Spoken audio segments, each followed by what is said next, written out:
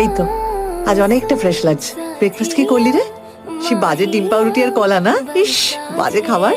Nandini, sorry. এই বাবা, তুমি সবকিছুর জন্য সরি নন্দিনী। দিদি, তুমি কেন সরি বলছো? প্রথম থেকে আমার পাশে তো তুমি আছো, বলো। তোর সাথে যা যা হলো তার দায় তোমাদের সবার বল। পুরুষের দিন আমি কিছু বুঝতে পারলাম না, সম্পূর্ণ ভুল জিনিস বুঝেছিলাম আমি।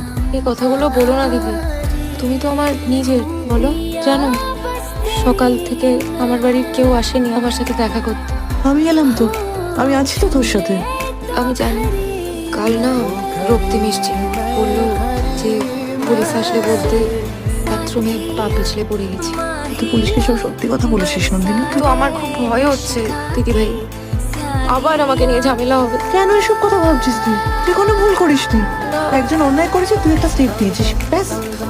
এসব ভাবে না, তুই একদম ঠিক কাজ করেছিস।